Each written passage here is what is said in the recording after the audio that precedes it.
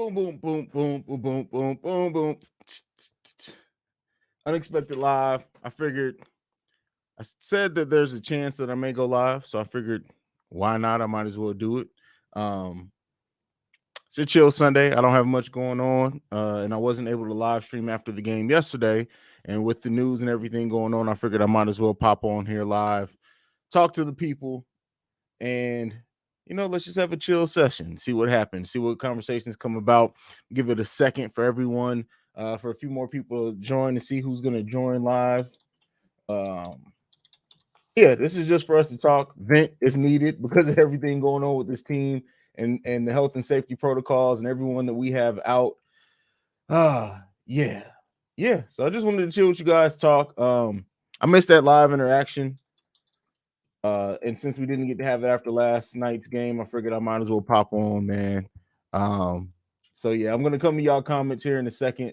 Just trying to open up my software over here, and it's giving me trouble. There we go. All right, cool. But yeah, man, let's go. Let's get to some of these comments, man. Man, this is some bullshit. Literally, yeah, it sucks, man. It sucks. I'm not gonna lie. And at this point, when I got the notification that Levine was going into health and safety, I didn't even react like I had been. Like when it was DeMar, I literally was just like, God damn, I got sad, a little bit mad there for a second. But when it happened with Levine at this point, it was kind of just expected. So it was just like, you know what, that tracks. At this point, it tracks. So it kind of is what it is there. But thank you, King Capper. I appreciate you joining in on the live. Good evening, fam. Good evening, bro, for sure. See, I got my Bears gear on today. It's Sunday. So I typically wear my Bears gear then. But yeah. Antoine Johnson, what's happening, brother? What's good? What's going on, good brother? What's going on? Just when our season was going so well. Well, the thing is, like, and I had a comment on my video where people were like, oh, we might as well hang it up. The season's over. I'm like, we're what, 28 games into the season? Season's far from over. Like, yeah, it sucks, right? And we're going through a very tough. Now with Zach being out another 10 days, it's gonna be like 3 weeks overall that we've been dealing with this shit. And it sucks, right? But I mean, overall, 3 weeks in the course of a season, it's a relatively short amount of time. I mean, yeah, it sucks, right? I'm not trying to act like it's not as serious or it doesn't suck as bad as what it does. But I mean, think about it this way. If we were going to go through this, it's better to get it out this time. The team's had some time to gel. They've had some time to show that they're legit and everything like that. Now, if they lose a handful of games, it's okay because now we can have the faith that we know when our team gets back healthy and gets back to that point, we're going to be playing and firing on all cylinders. And we still have room to get better. We still have room to build more chemistry. We still have room to work out some kinks. And it's a far enough away time from the playoffs or anything else going on that, if it was going to happen, if this was going and destined to happen at any point, this is kind of the best time for it to happen. Like I said, it would have been worse for it to happen at the beginning of the season. I feel would have been worse for it to happen after like the trade deadline when you're trying to gain that momentum back up, and it definitely would have been worse for it to happen in playoffs. So this is kind of the perfect time in the season for it to happen, I think. So if it was going to happen, if it was destined to happen, this is kind of the best time for it to happen, in my opinion. You guys don't have to share that same opinion. Definitely hurting. We definitely hurting. Do you think 58 wins is still likely? Shout out to Key Isaac Epps, so I don't know if he's going to be here or not. But this definitely does put a hampering on that. Right now, we do have again, keep in mind, it's not like players are hurt, right? They can still work out. They can't work out in the facility, but these players probably have workout play in their homes or whatever else, especially Zach LaVine and the home he has in the Chicago area. So more than likely, they're going to keep their conditioning up. And because of that, it's not like coming back from injury when you kind of need to work yourself back into rhythm or whatever. Yeah, playing with these players again, you need to build that rhythm and chemistry back up to a degree. But really, I mean, overall, I think that the Bulls can get back. And think about it. When they do come back, right? This is not me saying how we should look at it. I'm just saying in the reality of it. This is 10 days of them having off, right, from playing basketball in the middle of the season. And really, they have a chance to come back fresh to really watch tape, watch what they've been doing, and hopefully really come back firing on all cylinders. So, yeah, while it may affect our overall win total, it's very possible that when we get this full team back, that they go on a winning streak, something that we have not seen so far this season. So keep that in mind as well. I just need to know, how are we the only team getting hit? I mean, yeah, this hard, right? 9 players out total with right? Is it 9, 7? I can't remember. That have been placed in health and safety over the course of the season. But I mean, really, when you look at it, it started with Vooch after the Philly games. And then we had our like really tough after the Charlotte game, I think it was. So yeah, I mean, don't be surprised if it happens to more people. Just don't be surprised. What's up with the tragic hearing the Bulls are getting slight deja vu of last season? No, it's not nothing like last season. I don't know where you get it's not deja vu of last season at all. Last season, Zach LaVine went down. He didn't even test positive, and he was held out for a super long amount of time, even longer than the 10 days. It doesn't seem like that's happening now. So I wouldn't say that it's deja vu. I understand him going back into the health and safety protocol again for the second time in his career, but I don't think it's anything like this. At this point, we understand why. It's an outbreak on the team. So, yep. Zach and Troy Brown Jr. definitely sucks. Definitely sucks. I'm not a conspiracy theorist, but I think that this is really carefully planned. Listen, the fact that it's every couple of days adds to the. I'm not. Again, I've said this before. Admittedly, I am a conspiracy theorist. Right, this is what I do. But the fact that it's every couple of days, right? You would think that, to me, once you hit 4 players being put in health and safety, at that point, like just because of we hear the NBA is doing contact tracing and all this, at that point, there's no need to trace the contact. It's an outbreak on the fucking team. Do something. So, it is what it is there. But I guess like you have to have a positive test. I think it is. I believe that's what it is. So it is what it is. Well, at least we get to see Fields play today. Hey, there you go. This is for sure, for sure. At this point, pretty sure we all have COVID from just watching the Bulls play. Yeah, I had posted on the Twitter like this thing of like people playing basketball in hazmat suits, and I was like, that's the Bulls' new city jerseys, because that's the way that it seems like it's going. But it is what it is. It is what it is. 8 players, the NBA don't care anywhere. The NBA doesn't care about the Bulls, and it's unfortunate because we're a large market, right? And you would think that they would want us to be as successful. But here's the thing, and this adds to the conspiracy theory. Yes, the Bulls are a large market. Yes, the NBA overall, I think, will, and when the Bulls show that they're going to be consistent all the season, we'll have a bunch of nationally televised games.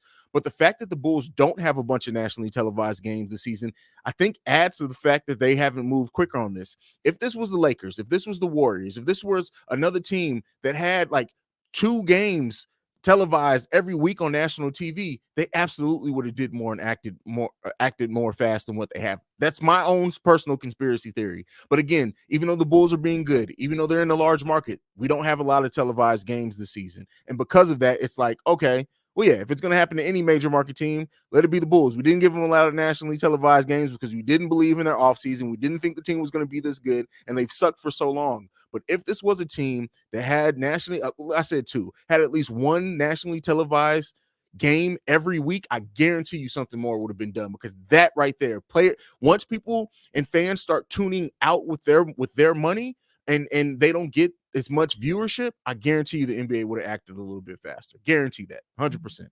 Hopefully we're getting COVID out of the way early. The Sixers infected this team early, and I'm happy with it. Exactly. And that's kind of what I was saying at the beginning of this video. Good thing it's happening to. Yep, absolutely, absolutely. This is definitely going to take us down in the standings. This will help. Yeah, but again, everything evens out eventually, right? And even though it will help a little bit now, like I said, the Bulls are better teams. Again, I'm not necessarily saying in the Bucks. So I mean, we don't need to really worry about positioning at this point in time. Now, if this happened to us in February, March, absolutely, I will get where you're coming from with that. But again, this is happening early enough to where it should all even out at some point in time. DeMar, I believe, and this is not anything that's been reported, but this is just me going off that 10-day timeline that players are given. If DeMar is only out that 10 days, again, it could be more than that, because I think you have to have the 2 negative tests. But if the 10-day mark is when he comes back, he should be back by the Toronto game. At the latest, the Lakers game next Sunday, which that's 7 days from now. So no, Thursday, December 16th is when DeMar should be back, if that 10-day timeline is exact for him. That's when he should be back. Most definitely the best time, for sure, for sure. Better now than later. Absolutely, absolutely. Stacked ENT. Well, Hope is that Billy Donovan can actually coach a team in run and gun, i.e., counterattack offense for the new point guard, who's the one with the keys now, since he's the main one of it. Well, we'll see. I don't know if Billy Donovan is going to go to run and gun at all with this team, especially while Vooch is out there, because you look at tiring him out. Even if he plays the trailer role, he hasn't been hitting the shot. So I don't know if we're going to see a run and gun type thing. We definitely should see more up tempo if Lonzo's the main one carrying the ball. I think for sure. We will still absolutely, and that's what I'm saying. We will still make the playoffs. That's not in question at all. I don't think. I'm sorry, but we should be able to win against the Pistons no matter the roster. Nah, I wouldn't say that. It's this.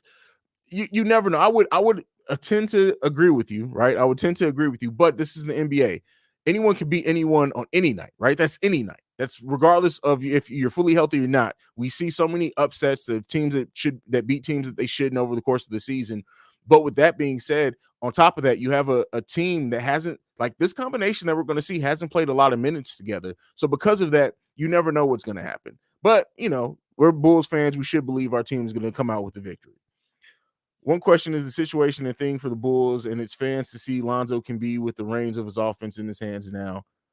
I mean, yeah, we're gonna get to see Lonzo basically be the best player out on the court, right? For the Bulls.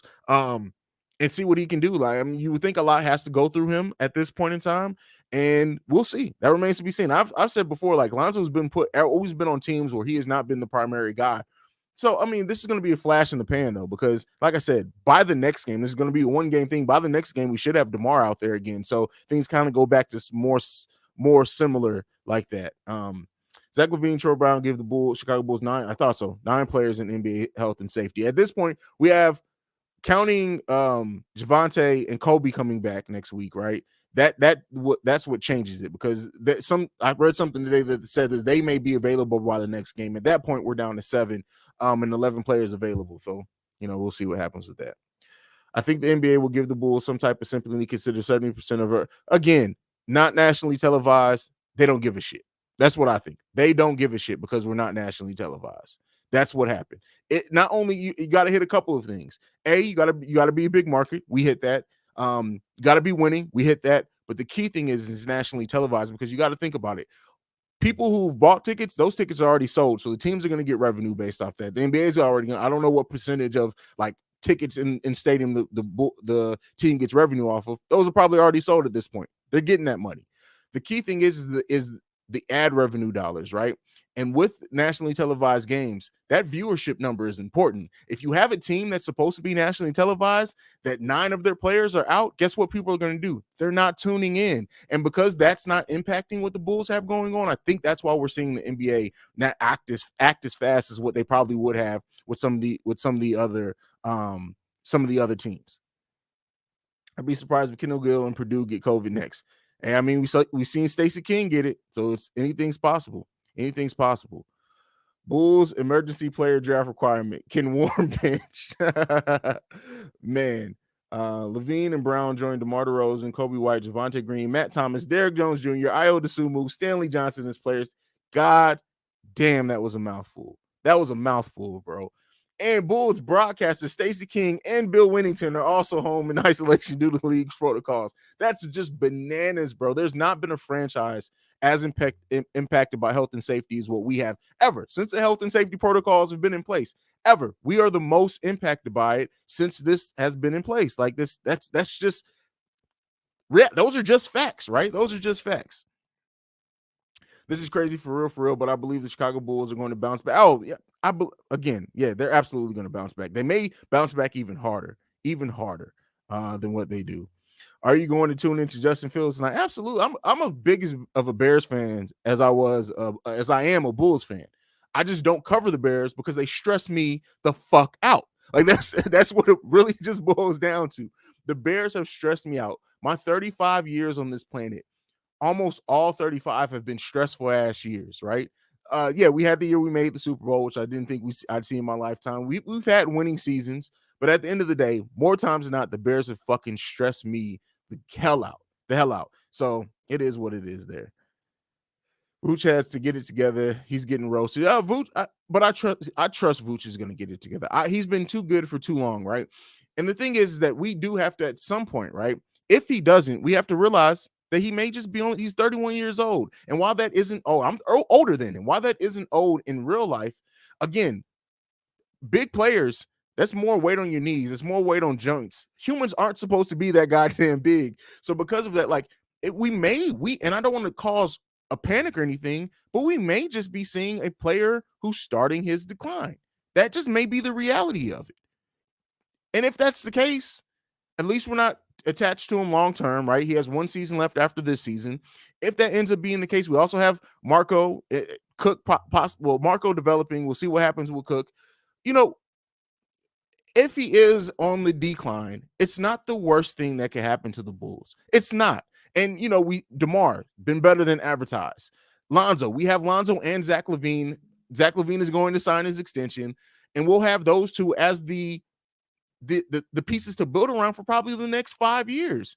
And so because of that, Vooch's decline sucks. Vooch's slump sucks.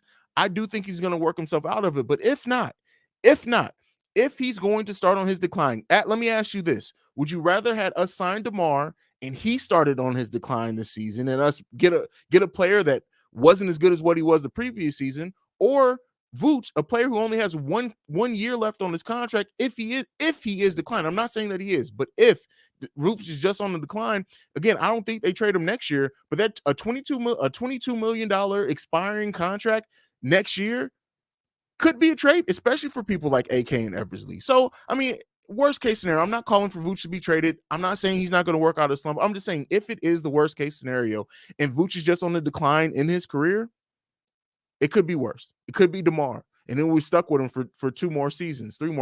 So shit happens. This is the NBA. Shit happens. I'm at work right now. How are we looking so far? Listen, somebody just brought up your prediction of 58 wins, bro. How do you feel now about that, considering what we've been going through? You still think we're gonna win 58 games? That's my boy Key Isaac Epps there, man. Well, we still have to sign another player. Yeah, absolutely. The NBA should look into this. Is spreading fast. Yeah, I mean, hopefully they are, right? Hopefully they are, and it may not take until a team with a bunch of nationally, like if this happens to the Warriors, right? I guarantee you they react a little bit faster.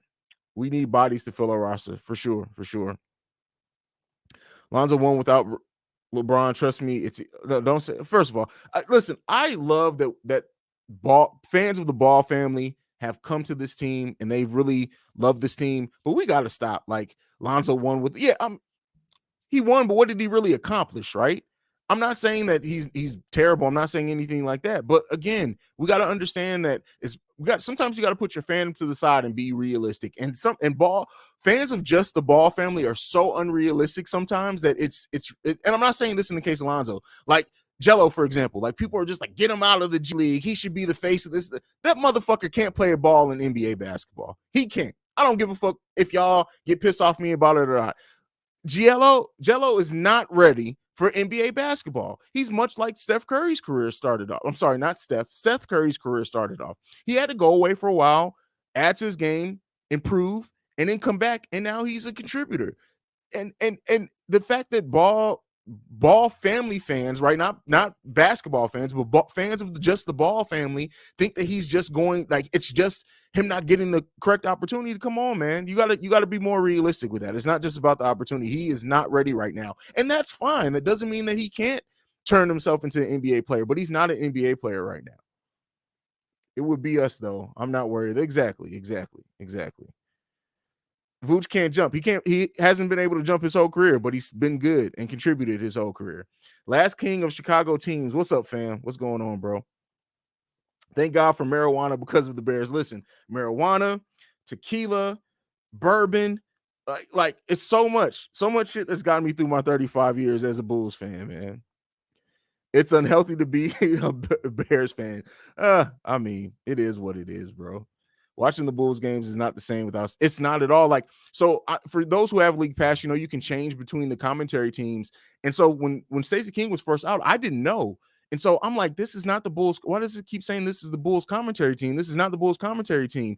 And so I Googled, like, what the fuck is going on? And saw that he was out too. I was like, what the fuck, man? What the fuck? Wonder who we're going to lose tomorrow. Man, listen, who the fuck knows, bro? Who the fuck knows? Yeah, for a human, 6'6" is considered almost alien. So big players gotta watch out, especially for injuries. Yao broke his foot, and I knew, and that's why. But people who like have this thing about ball, right? I say it's ball is has huge potential, right? Now, not all potential is realized. He has huge potential, but he is one injury away from him being injured for the rest of his career. And that's just the size and makeup of his body. That's not to say anything against him. That's just the size and makeup of his body, period. That's just what it is. I know this sounds stupid, but I hope the Portland Trail Blazers keep declining so that Robin Covington can get bought out because he's only on a 1-year deal and we can really but keep in mind, if they keep declining, we don't get their pick. So would you rather have Robert because they can buy out Robert Covington either way, right? But would you rather have Robert Covington or would you rather have a pick in the first round that's 18 and 20, which we know what AK and Eversley can do to that? Again, I'm not saying one way is right over the other, but keep that in mind as well. Man, if I knew this was going to happen, I would have said 48 or 50, but something is definitely fishy. Something is definitely fucking fishy in the NBA. That's for sure. What can the NBA do, though? Well, the NBA can postpone games. Remember that there is a provision where the NBA can postpone games. And I know people have said, well, if you postpone games, how are you going to reschedule? Keep in mind, there are plenty of spaces where you can put one game in. Nobody's saying, here's the thing. If when the Bulls initially had the 3 players go out with COVID and they said, hey, we're going to postpone these games, it would have been 6 games. Yes, 6 games that they would have probably had to postpone and shut down the Bulls for 10 days, let the whole team be in health and safety.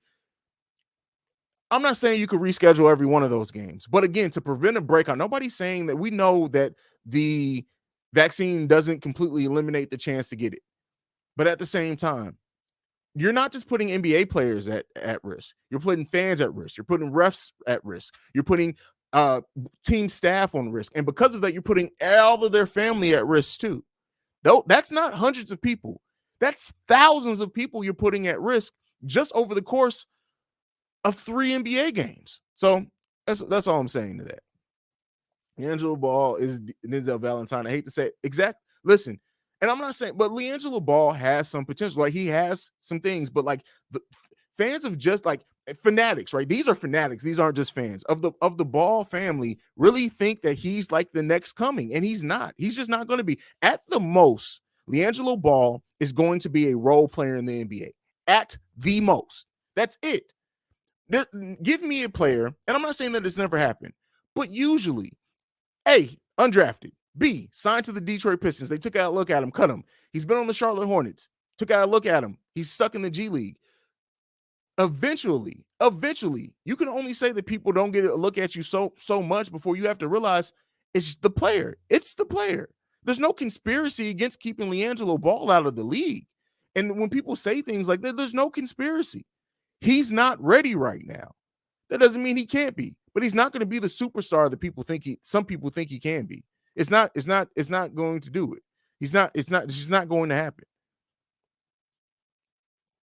Listen, let's not do that. Let's not do that.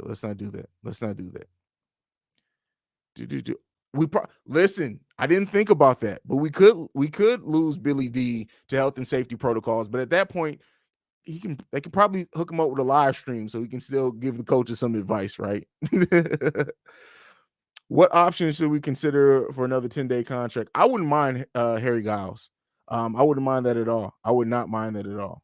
Not mind that at all. Come on, man. You must be a new Bulls fan to see that. Like, Troy Brown Jr. was a 22-year-old person at the time where we probably needed a backup guard, and he showed a lot of promise. Daniel Gafford was not long for this Bulls team. Look, at the end of the day, once they traded for Vooch, I know people say, well, what if they would have held on to Gafford too? Look at the contract Daniel Gafford signed. The Bulls weren't giving him that. He was probably going to walk and get an offer the Bulls weren't going to match either way in restricted free agency. So he was going to be gone nonetheless, especially now that we have Ayo. Keep in mind, if we would have kept Gafford, let's say we did draft Ayo. Again, I've been saying this for a long time. It's going to be extremely hard for the Bulls to financially keep Ayo Dosunmu if he keeps playing this way, because second-round picks don't have the same matching capabilities that first-round picks do. So you would have worked yourself out of keeping Ayo, or you would have had to try to trade Gafford later. It happens. It happens. I ain't gonna lie, most of our players are coming back this week, so we shouldn't be worried that much. Do you think DeMar and Kobe will be rusty? I don't think so. I don't, especially not DeMar. I think DeMar's probably been working out the best he can because he knows that he has to be the battery in the back. Battery in the back for sure. I wasn't invested in the Bulls back when Denzel was playing for us, but you can tell me why Denzel's. First of all, his gums are big and offensive. That man's gums and baby teeth, that combination, like you can have big gums but have regular sized teeth, or you can have baby teeth, have regular sized gums. The fact that he has baby teeth and these huge, ginormous gums right out the gate, like something was creepy about it. And he smiled too motherfucking much for the teeth that he was blessed with to smile that much. Secondly, I think too was that the Bulls fans, like where he was picked at and how he was compared to the players that he was compared to, people really thought that we were going to have at least a solid role player. Everything. Denzel, he makes stupid ass decisions out there that you would expect from a rookie still 4 or 5 years in the league at this point. He was marketed as a 3-and-D person who doesn't play any fucking defense and can effectively shoot a three-pointer. Just everything total. He just completely underrated, underperformed for us. Underperformed from us. Key thing here in the G League. So no, that doesn't. I watch G League games. I'm not saying like he's good at that level of competition. That's not NBA competition though. He's not ready for NBA competition. Stacey King now that Zach's out and DeMar's out, but right after DeMar and Zach, Stacey King is the player that as the person that I want most back for Bulls games because he's just fucking amazing. He's amazing. He's amazing. Amazing.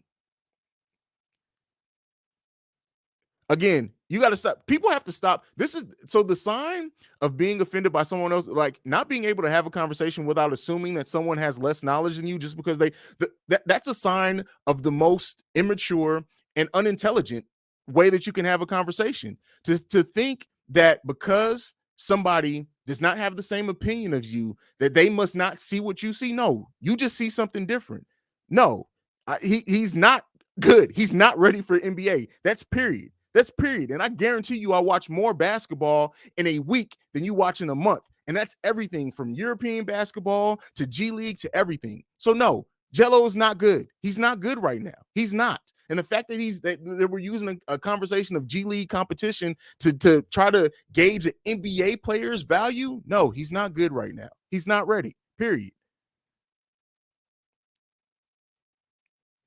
Denzel is cheeks, bro. Major cheeks. There's nothing good about Denzel Washington at all. The fact that he got a contract in Cleveland, he got dirt on somebody, right? He caught somebody's wife sucking somebody's dick or something. He got dirt on somebody because I guarantee you, this is Denzel Valentine's last NBA contract. Guarantee it. Best impact in the G League. Thank you for somebody with some sense. Thank you. Who got a worse smile? Denzel. But listen, at least Buddy Hield can play. When you can play, right? When you can play, you can have the ugliest smile. Sam Cassell, he was a player. Nobody really cracked on the way Sam Cassell looked because guess what? He would probably bust your favorite player's ass sometimes. Denzel, you can't be ugly and bad. Like pick a struggle. You can't be ugly and bad. You can't do that. Like pick a struggle. I don't think the league is doing this to us on purpose, but I think that they're not reacting in a quicker way because of the Bulls' nationally televised games, for sure. That's what I think. Zello got to get a better handle and learn how to get to spots and quicker and stronger. Hey, for sure. I agree with that, Steve. I agree with that.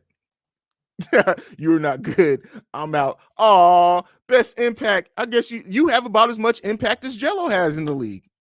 Bye-bye. I'm sorry. Petty Roosevelt almost came out. I'm sorry, y'all. I hope the Bulls team chemistry is rolling back to where it'll happen. It'll definitely happen. I am Spooky Kitty. What's up? First time in the chat. Thank you for joining us, Spooky Kitty. This is usually I only do live streams after games where we have open conversation about it. We joke. We do everything here. This is a great place to be, and I hope that you enjoy it. Do you think LiAngelo is great with me and every? Yeah, exactly. Did I say Denzel Washington? Did I say that? I apologize, Denzel Valentine. listen, it's not hate if it's real, right? It's not hate if it's true. It's just an evaluation. He sucks. Somebody brought him up. Somebody brought him up. Like Steve O'Dan Petty. Hey, listen, Petty Roosevelt comes out. It is what it is. Speaking of that, so the point of this stream was really to say the Chicago Bulls are supposed to be trading for. Some of you guys in the chat may get who I'm making fun of there. Let me get back on track. What worries me is how tight the conference is. Come later in the season, I feel like this can really affect us having a top 4 spot in the playoffs. But it coming later would have a bigger effect, right? You got to think everybody's going to deal with some type of adversity over the course of the season. There are going to be other teams that have injuries. There are going to be other teams that have probably COVID issues. There are going to be other teams that have chemistry issues. It's going to happen. So it is what it is. Where do you see the Bulls in 2 to 3 years, and what other talent do you? So I don't do trade speculation videos, kind of the channel that I make fun of. I don't do a lot of that unless like it's been reported that they're like in advanced talks. I really won't report on trades, but I think in 2 to 3 years you got to look at it this way. I think Patrick Williams will develop into something there. I'm not saying like a huge score or whatever, but we'll know exactly what we have in Patrick Williams. Zach's still going to be here. Lonzo's still going to be here. Hopefully Marco develops some at that point in time. And we still have enough pieces for us to be a team that players have interest in building around. I also think having Acme, AK and Eversley here, or if it ends up just being AK here, that I trust in their ability to keep refreshing this team and to keep this team in being a contender. So because of that, I think we're going to have some key building blocks. And, we'll see what needs to change with our play style or whatever else, if Billy Donovan's still here or not, but it's going to work out in the long run. It's definitely going to work out.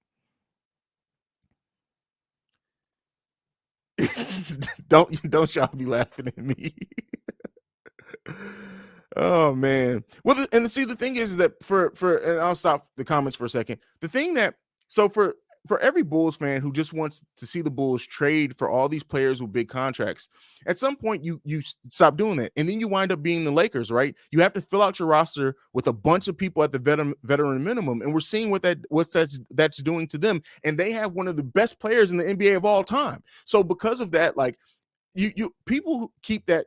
And just like who can we trade for now? You want young players that are developing while your players that are at their peak now, as they start declining, it meets in the middle. And that's how you build a franchise that is always in contendership. That's how you build a franchise that always has something to build around or always has pieces to do something with. This idea of just trading for, because we hear names are available, throwing whatever we can at it, it's not going to work in the long run, especially when you look at the finances and the way that the Bulls do finances. So that's why I say things like that, just to get back on track and give a real answer to that. That's why I get that back. But yeah, for sure. It could hurt us seeding, but if it happened during the series, we would have no chance to. Exactly. See, even if our seeding gets affected, right? We were a half a game out of being the number one team in the Eastern Conference, and so because of that, even if we drop 2 or 3, let me not say 3, even if we drop 1 or 2 spots in the standings, whatever, we're not going to be a playing team. We're still going to be as good as what we were. So my thing is no matter where standing falls at, if you believe that the Bulls were the best team in the Eastern Conference or one of the top 2 or 3 teams in the Eastern Conference, wherever we fall at, we still have that talent and capability. So it's going to work out the way it's going to work out at some point. It's going to work out the way it's work out at some point. Who currently the worst player on the Bulls roster, and is he better than Denzel Valentine? Yes, Matt Thomas probably. Is that who we were saying is the worst player on the? Is that? Can we agree to that? And I still would trust him to contribute more than I would Denzel Valentine. My dog right now, he's sleeping, laying here. I guarantee you, he can guard somebody better than Denzel Valentine could. He doesn't have thumbs, so. Listen, guys, it's not 1992. Players these days don't play 82 anywhere. We're going to be this great team. It hasn't even been 50 games. Exactly. We're not even halfway through the season yet. So yeah, bro, keep grinding. Just glad I'm here for the start. We got a link at the games, gang. Yeah, we'll be here. I'll have a live stream after Tuesday's game. So you got to use the voice anytime someone talks about trading Kobe or P. Will. Listen, man, it's so funny. Like it's funny because like I tagged the channel who should not be named. For those who know, I tagged him in that post where I was like, are you gonna actually do anything to cover the team, or is it just gonna be clickbait videos? I think he blocked me. So it is what it is. It is what it is. But he doesn't want to go to war with me. I'll push a T his ass. That's for damn sure. I feel very helpless. We are going to enter the playoffs, even if the NBA doesn't want to, even if we have to kick the door down. Go Bulls. Yeah, I mean, don't feel helpless. The Bulls are. We're going to be okay. We're going to be okay. We're going to be okay. Do I think we? I think we can. But again, I hesitate with as much change and adversity that we're facing. I hesitate to say that we will. Especially seeing how Vooch has been playing, but we can, right? We can. On paper, I think we. I'm not say we're clearly the better team with everything that we have out, but we have enough pieces definitely to get this done. Do you watch female ball? If them very interesting, they way more. I love women's basketball. I would say like women's college basketball, I probably watch more than men's college basketball, just like almost any game because yes, they are technical. And the WNBA, I am if and people have asked me if I'm going to cover the Chicago Bears as well, and I'm thinking about creating the channel to do that next season, not anytime soon. But I definitely will be covering the Chicago Sky on this channel. Like definitely, that's 100% going to happen. As I'm going to be covering the Chicago Sky, not just because they won or anything, but because I love women's basketball. So not better than Valentine. You tripping? You come on, man. Come on, Denzel Valentine is terrible, terrible. So no, I'm not tripping. No. I would trust a pair of headphones to play better basketball than Denzel Valentine. Do you see Zach returning to the Bulls? I mean, he's going to get the max. I don't think that's to me. That's not even a question. He's going to get the max. The Bulls are going to offer him the max, and that's period. He's getting the max. So I don't have very much to say on that one. Haize, I love this live stream. Sit back, spark me up one, and just listen. Hey, I appreciate it, bro. Sign Kenneth Fareed. If that was peak Kenneth Fareed, I'd say go for sure. But the last time we saw Fareed, man, it was not pretty. It was not pretty. So. Steve, I watch the WNBA and women's college ball, and the college women are better than WNBA, and the WNBA is so frustrating to watch. I love watching the WNBA. I love watching it. Like, yeah, I love watching it. It's the Supermax. No, because again, Supermax you have to earn. The Bulls can't just offer a Supermax. He has to qualify. Right now, Zach LaVine does not qualify for the Supermax. So that's not even a question on the board. He has not done enough to earn the Supermax. And that's not me saying a lack of the way he plays, but there's certain markers you have to hit to earn a Supermax contract. Zach LaVine has not done that. I don't know if he makes an all-star team or not, if he'll qualify. I'm not sure what he has remaining left, but as of right now, Zach LaVine does not qualify for the Supermax contract. So I don't think that's a question. But if he does qualify, I don't think the Bulls are going to hesitate to give him that either. You and Bulls Central got to make a collab video together. You two are the only Bulls. I appreciate that, man. And our styles are so different. Like I would love to do a live stream with him like during the game because our style, like I'm so much more lively than he is, and he's so calculated and calm in the way that he talks about the Bulls. I think that me and him would be a great live commentary team together. Like I really do think that. So we'll see. I'm down for any collaboration with a Bulls content creator, except inside the Chicago Bulls, because that motherfucker could never grace this channel. He doesn't know enough about the team. So what are we going? We're going to let him work his way out of his slump. And as Bulls fans, we got to stop thinking that we can trade people while they're playing horrible. If you trade Vooch right now, I'm telling you, you're going to have to sell low on him. You're not getting back any player that the Bulls fandom currently wants. You're not getting that back for Vooch right now. You're not getting shit back for him. Maybe you're lucky if you get a first-round pick and some expiring contracts for Vooch right now. So at the end of the day, I really do think Vooch, we're stuck with him. And that's fine. And until next year when he's an expiring contract, then you have more flexibility. But right now, you should root for him to work his way out of his slump, not root for the Bulls to try to make a quick trade because he's playing down, because that's not how it works. That's not how it works. Kenneth Fareed. Oh, you guys already know. The only way the Bulls game will be postponed is the Bulls have less than 8 players. Hey, we're losing them chunk by chunk at this time, chunk by chunk. So you never fucking know. I love basketball. Listen, I've said this before, and people have made. I love basketball so much that if it's a good pickup game at a Y or something, I have no problem sitting back and watching it. If they're playing good basketball, I love basketball. Love basketball. So Denzel Valentine is better than LiAngelo, but god damn. And you know what? That dude really did leave the stream. He was that pissed off. He left the stream. Wow, that's deep. That's deep. Much respect, Haize. Women basketball deserves much. Yeah, absolutely, absolutely. It's he's great. The WNBA should be so, and it sucks, right? It sucks that that league is at the considering where they started at.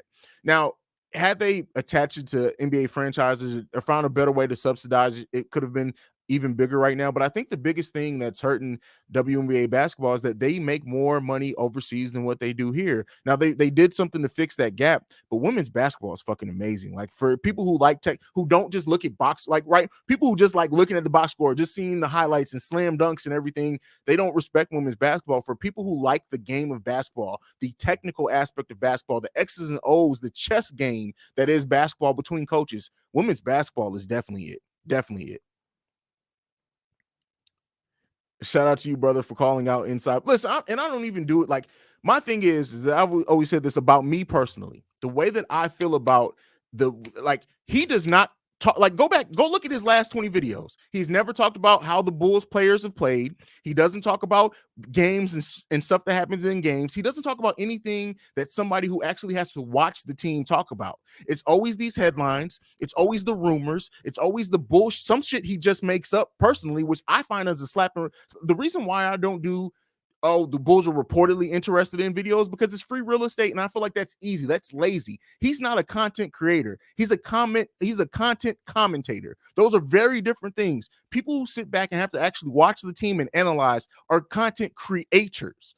People who just sit back and cherry pick and pick the rumors are just things you don't actually have to know. Every video that he creates, you don't even have to watch the nope. Somebody who is not a Bulls fan can create those same fucking videos, and it's embarrassing and it's a slap in the face for people like Chicago Bull Central. I'm Bull Central, not me. People like Locked on Bulls, people like Windy City Breeze, people like Aiden Sports Show, who's now the Bulls Show, who actually sit back and watch this team, who have painstakingly watched this team when they're bad. That inside the Chicago Bulls is a fucking slap in the face. He's a lazy ass creator, and he's a bitch to me. That's all I got to say about that. And I stand on every fucking word I say about inside the Chicago Bulls. Period.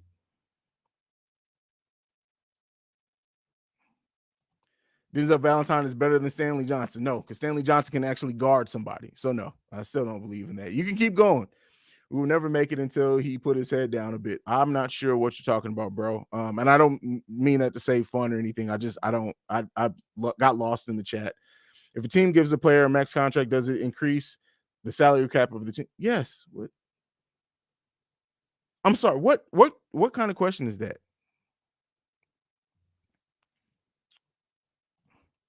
We can't be so impatient with an all-star. We're getting an all-star back in a trade. Yeah. Oh, we ain't getting absolutely. Denzel and Giello are the same skill set, right? Okay, but so a lot of players have the same skill set, right? Skill set and then ability and skill and being a better player are different. You can pick out a player that has the same skill set technically as Zach LaVine, being a shooter, being someone who can shoot mid-range, being someone who can dunk. But again, there's not the same caliber of player as Zach LaVine. So those are different things. You can say that somebody has the same skill set, but if they're not the same caliber of player, the skill set still there's a disparity between the two. So people think the other teams are just going to go out of the way. Exactly. The people who think that the Bulls can trade their scraps and get a Rose back, not Derrick Rose, I mean like a Rose and a star back, are NBA 2K fans, right? They're doing this trade machine shit just because shit works out contract wise. Like just because the Indiana Pacers have said that those players are available to talk, they have not said we're going to trade them for anything that we can get, because you look at it easily. They can easily get multiple first round picks for those players. Bulls can't offer that. They can get a young player back that has some promise. The Bulls can offer that in Patrick Williams and Kobe White, right? If they see the potential in those players, but teams can offer the combination of those two things. The Bulls can't trade any first round picks. The Bulls aren't going to trade Patrick Williams because this front office believes in him. It doesn't matter what us as fans think. And because of that, the Bulls aren't going to be in the picture for that. They're not. It's not going to happen unless you want to talk about giving up Lonzo or something for them, which would be idiotic to do. So it's not going to happen. It's not going to happen. Chicago Bulls, I'm a sports enthusiast, and as a Jello fan, I respect your view on Jello. I don't agree with everything, but one question: do you think he should start? That I do agree with. That I do agree with. I do agree that Jello should start in the a G League game to see what he has. He should be playing more than what he is, but because he's not, it raises more questions, right? Because they have no reason to limit him. They have no reason to limit him at all. And even people were like, saw something at one point that said that the Hornets only signed him for clout. First of all, there's no clout in Giello Ball's name, but you would think that because they probably gave him that contract because LiAngelo's there, or I get so fucking confused on the names. Whatever. That they signed it with LaMelo, right? Yeah, is there. That they signed him for that contract to take a look at him. But listen, they're doing him a favor. Like he's getting some money, but it's not anything. Not anything. He's still not as bad as Windy City Dying. That dude, I don't even know who the fuck that is, so he hasn't popped up on my thing at all. All his rumors are speculation. Exactly. It's fucking terrible. Like what he'll do is he'll take some random person on Twitter tweeting, "Oh, the Bulls should trade for such and such," and he'll report on it. Like this is where I don't respect it, because even if you come and you say, "Hey, there's talk that Bulls fans have said that maybe the Bulls should take a look at such and such," but he doesn't. Hey, the Bulls are reportedly trading for. None of that shit fucking happens. That motherfucker, I guarantee you, he's not watched the full Chicago Bulls game this whole season. I guarantee it. Guarantee it.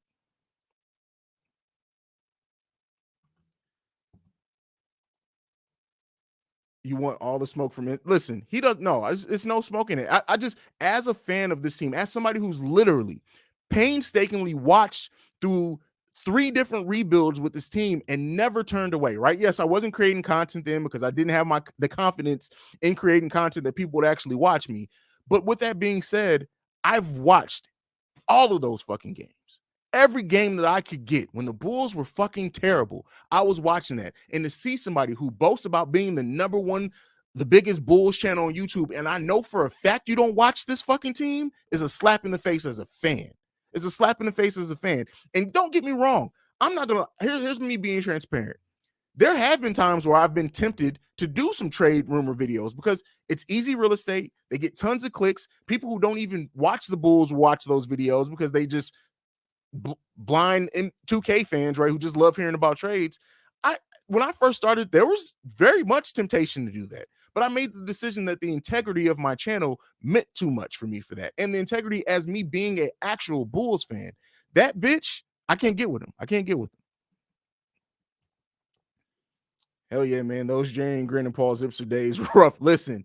That's what I'm saying. Like, what do the people say now? You wasn't outside. You wasn't a fan of this team, bro. If you don't remember Paul Zipser, who were high on it, actually sat there and had to watch this Muppet face bastard Gar Forman say that with a straight face and be pissed the fuck off. If you weren't on this team when we were fucking starting Felicio, watching this shit like, God fucking damn, and still rooting for these motherfuckers, you don't have the right to cover my team, man. You don't have the right to cover my team. In the same way that Derrick Rose thanked Joakim Noah for giving everything to his city, I thank so many people who've given everything to my team, right? This is my favorite sports team in the world. I bleed Chicago Bulls basketball. And to see people take advantage of this, the fact that the Bulls have a huge built-in fan base from the dynasty era and use that to create bullshit ass content is offensive. It's like and I hope that this is genuine frustration because I love this fucking team. So yeah, I get frustrated with shit like that. But let's get back on track here. Let's get back on track. Bulls have gone no choice but to bring back Christianity. Listen, at this point, I wouldn't be surprised. It isn't plus. When you're in the place where the Chicago Bulls are, you do not trade anybody. You wait for the listen. That's not to say you don't make a trade, but you make smart trades. Fans make reactionary trades. Fans will say, "Oh, such and such had 3 bad games. Let's get them out." Then they have two good games. They're the best thing ever. Those are not the type of moves you make. This is why I like AK and Eversley. This is like why I like what they do. They are very tactful in the way that they do everything. When you look at how they executed every signing trade, they keep in mind, people forget they made signing trades for both DeMar and Lonzo. And when you look at what they gave up to bring in, okay, if you have questions about the picks, I can say that. But when you look at the players that they gave in and the way they were able to work that salary back into that was masterful. They're tactful. They're not going to make any type of knee-jerk reaction trades that fans want to make. I really think that Pat Williams is worth anything. His cap is Harrison Barnes, in my opinion. I do think Pat Williams and Kobe White should be used. Yeah, no, again, even if you say, keep in mind, Harrison Barnes at his best was a hell of a contributor for a championship team. Everybody doesn't need to go into this all-star superstardom level. But again, when you have a player like Lonzo, when you have a player like Levine, what you if Patrick Williams is your cap, considering what else you have around him, that's perfect. That's perfect. So no, it's not somebody you just give up. You just give up on while they're still developing. While they're still developing. Now, once he hits it and you see him kind of flatten out, all right. But no, not right now. All this talk about shit players is making me miss my man. I don't know why you would do that. Okay, I'm gonna get away from some of the let's talk about the other channels. I don't want that to be what this becomes about. Let's see. Shots fired, shots fired. There's been a verbal assassination. Did anyone see the suspect? Yes, Petty Roosevelt. Listen, I love that this Petty Roosevelt character has become just as much of the host of this channel as me at times. They should go back at the beginning of the season with 2 set of players, but the coach is lazy when he think 1 or 2 players can be Superman. Well, no, I think they try to get back to playing more open basketball before we started losing all the injuries. Like, yes, the ball movement needs to come back.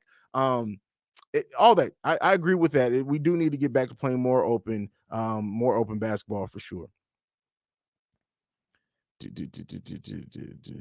Okay, so this is a topic that comes up a lot.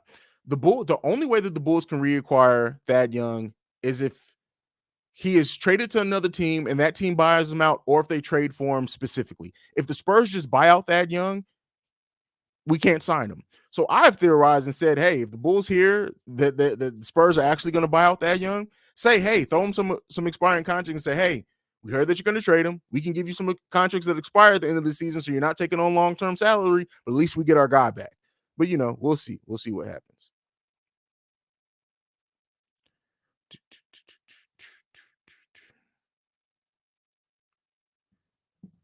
Anyone who watched the Bulls and genuinely rooted for Felicio and Arch, knowing damn well we lose them by 20. Exactly. Listen, and I'll say this about Arch. If effort automatically ended in results, he would have been a very solid, because Arch tried. He did. He didn't have the size. He didn't have the skill. He didn't have the basketball IQ. But Arch really did try to give us some quality minutes, man. Felicio, fuck Felicio, man. Since summer of 90, I am as hell with him. Sorry ass loser, always playing mind control games with young Bulls fans. Exactly. That's all he's taking advantage of. But yeah, I've been a Bulls fan literally, probably since around the same time that you is. And that's the key thing that people forget. Look at the Lakers, man. They every young player or player that they let go is really in a way really doing really good on their new teams.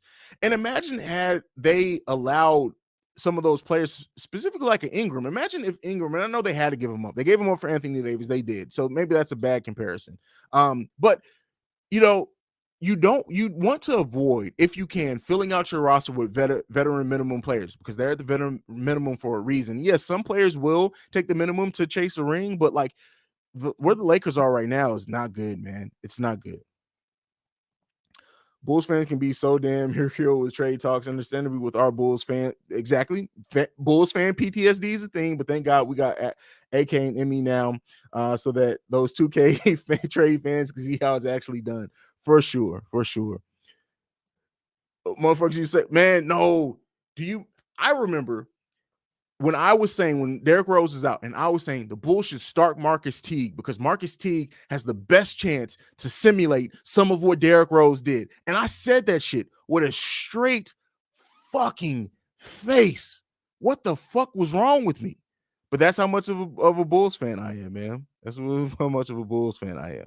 Doug McDermott. I remember when I was arguing with people on social media, on Twitter, when they were like, I can't believe the Bulls would trade this much for Doug McDermott. I can't believe they're giving him a chance. And I was like, have you not seen players like fucking Chandler Parsons or whatever else when they were good? And I'm like, he can develop into that easily. Why would you give up somebody who's probably going to be the best 3-point shooter in the league at some point? if I can smack myself, if I can reach back in time, the two pieces of advice I would give a younger me, and this is gonna get a little graphic, and I don't give a fuck. This is a live stream. Petty Roosevelt is out. I would tell my younger self, focus on the clit and not be a fucking fan of Doug McDermott. Wake the fuck up. That's the two things I would give myself advice for. So we appreciate you covering the Bulls with real content and facts, not that bullshit rumors. Like, hey, listen, one thing you'll always get here is genuine fandom, honesty, even when it means being hard on the team, and you're gonna get integrity. That's the things that I want this channel to be built upon. That's it. That's it.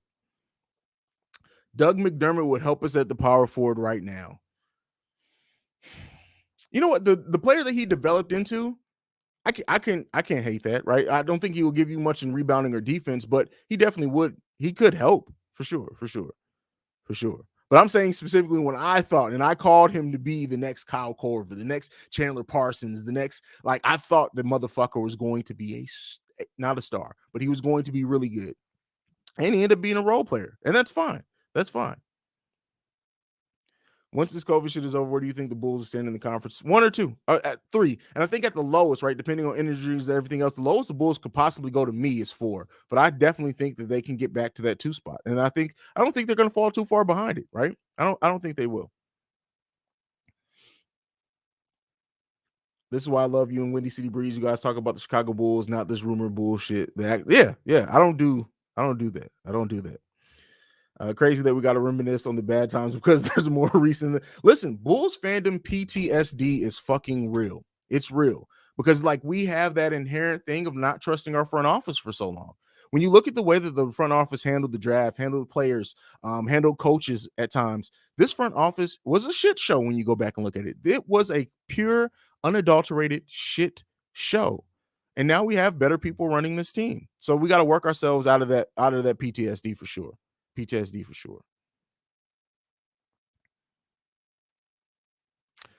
you think the pressure of Vucevic being in no, players really don't think about it. I guarantee you there's not a single player, unless it comes time to sign their contract, but while they're playing basketball, like, oh my God, I'm in a big market. Oh my God, I can't miss the shot. I don't think that at all. Now, the first option thing I think is different. Yes, he, like, him being the third option rather than the first option, I think is more so probably him working that because he was featured. He was the featured player in Orlando. Now he's still featured, but he's not the featured player. I think that's a bigger thing that's giving it to him, though. That's the bigger thing that's giving it to him. I know I probably said this before. Jesus Christ, why I recommend all people play attention before they start on the Chicago Bulls. This way, you know if they have good starts. Oh yeah, for sure. I know Shay, shout out to you, saying that, you know, he'll come back around in February. Because I completely agree that I agree with that wholeheartedly. That that he'll work himself out of it for sure. The old front office, we get younger and more athletic, signs Wade and Ron. Listen, bro, that shit is comical. It's comical how much they contradicted themselves, right? They contradicted themselves more than Tupac. They really did. Many have been saying Vooch wasn't used to being the third option. Now he's the first. Now he is the first option. We'll see. I think you meant the other way around, but yeah, for sure, it'll work. Don't forget, like, even Chris Bosh on the Heat. Now I'm not comparing this to the Heat, right? Had to figure it out. Now I think he figured it out quicker than this, but still, that being said, like, sometimes you just got to figure out this team is all new. This team is really, they've only played a certain amount of minutes together. I think he'll work it out for sure. I think he'll work it out.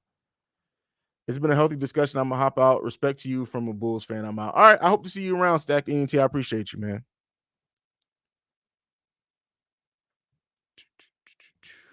What do you think about, instead of Vooch being the third option on offense, he and Lonzo end up being the fourth option? Lonzo and Vucevic both place 3A, 3B. I mean, it's still the same thing. It's still the same. I don't really think that changes much. The first year in a long time we get a legit contending team, and everyone and they mama talking about blowing it all up with 2K trades. I hate the 2K trade fan base, man. I hate that so much. Bro, I've been a Bulls fan for over 50 years. We are fans, not scouting experts, and you are no exception. We Bulls fans are hardcore and believe any player with some basketball skills can help the Bulls. Yeah, yeah, for sure, for sure. And you should, like, right? That is being a real fan. You should believe in them until you're shown otherwise, right? And the difference is that this front office seemed to hold on to players when it was clear that they weren't going to be that. And then when they did trade players, they usually made terrible deals. It was a combination of a lot of things. This is a question that I've been waiting to get for such a long time, Cap, and it would be you that asked me this.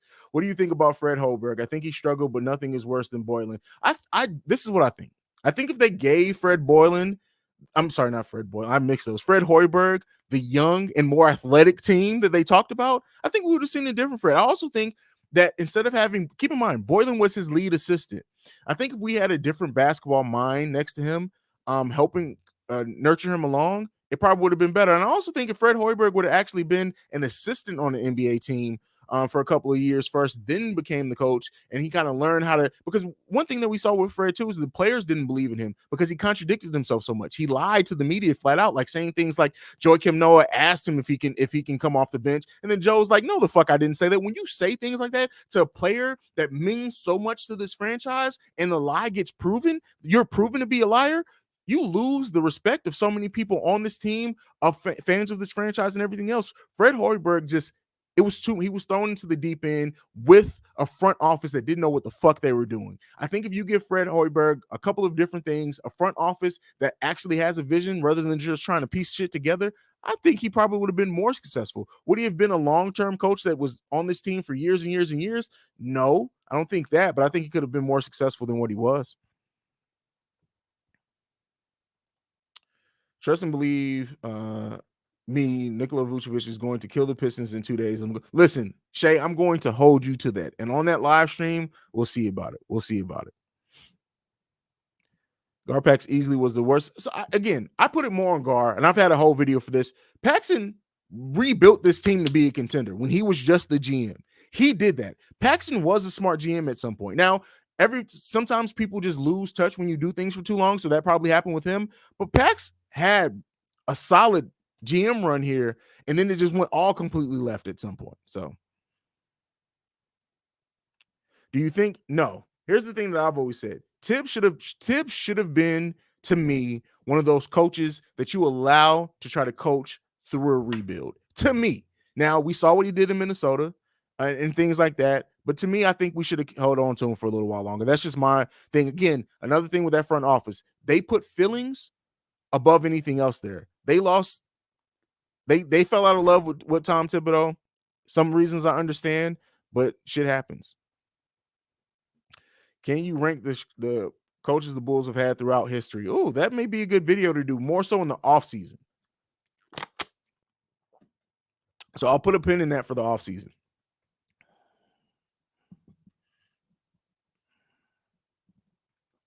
I mean, you should have believed him. I thought he had a chance too there, right? And there were some times, and especially when you hear things like NBA coaches have been taking from pieces of his offense for years, right? When you hear that, you know that there's a good coach in there somewhere. Now, should he have been a head coach? Maybe not. But I choose to believe that at some point, Fred Hoiberg is probably going to be a coach on somebody's bench, and we're going to find out that he organized the offense to a degree. So we'll see. Prime D Rose every day, all day, man. Until I see Zach do some more, like Prime D Rose was a motherfucker, man. Was a motherfucker. I agree, he did. He drafted guys like Dang, but after those Rose injuries, a massive shit show from Pax, especially exactly. Like Paxson put in, like, coming out of the Baby Bulls area, having that team that was scrappy, right? They weren't contenders, but they were scrappy. And the team of Kurt Heinrich, Ben Gordon, Luol Deng. He drafted Thabo Sefolosha, who was really good for a stretch there. Taj Gibson, I think, was before guard Pax. Pax did have his faults, like Tyrus Thomas instead of LaMarcus Aldridge. He did have his faults, but like he built a solid team a few times. Should the Bulls start? No, not start. He's not ready. He's not ready for that at all. He's not ready at all.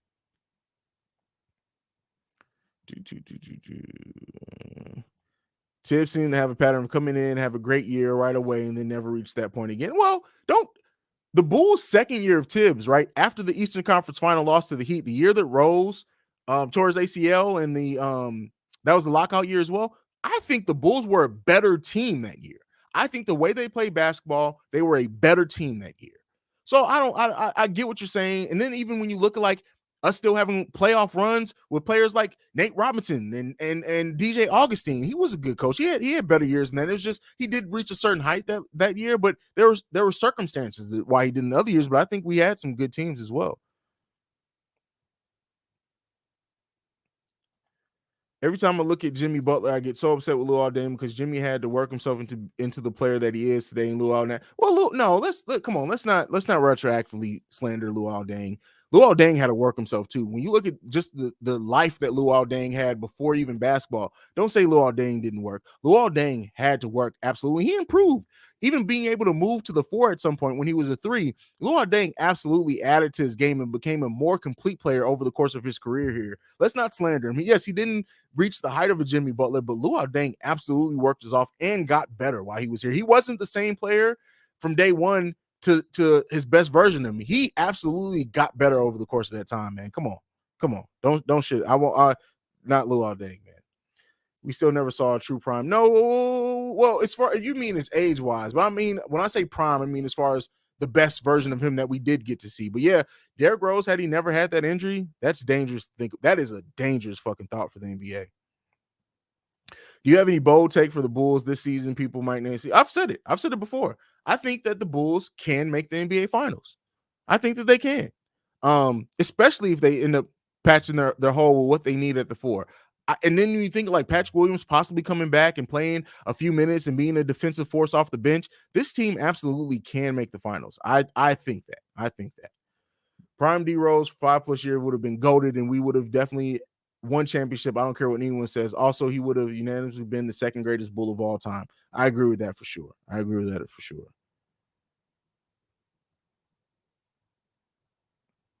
Leonard, man, I've seen you leave this a couple of times. Let me go ahead and read it. Now stop spamming it, because if you leave it one more time, we're gonna have some issues.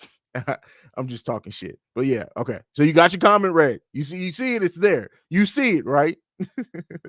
I love Bulls fans, man. So I like giving shit. Bulls Eastern Conference Finals. I see that for sure, man. For sure. All right. So I'm getting ready to wrap this up. I actually have to order dinner. Again, I just wanted to go live. I wanted to be with my people, man, and my Bulls fans. And I just wanted to take some time to connect with you guys, man. And just to have this live, just to sit down and chill, man. I'll probably be doing another hangout tomorrow where we can just chill and talk some stuff live then as well, too, man. I love you guys for real. Last couple of comments. Let's see. Shay, I'm not saying Luau didn't work, but at the same time, Jimmy Butler turned himself into the top 10 player of the league. Luau was a good team player. I mean, but Luau just wasn't as good as Jimmy. Like sometimes some people can work and give their damnest and only reach a C. Some people can give their damnest and reach an A. Luau was a C, and that's okay. But all right, that's it for this stream. I'm logging off, man. I will see you guys tomorrow. I appreciate you guys, man. Like I like to end every video on, man. Go Bulls. I love you guys. Peace.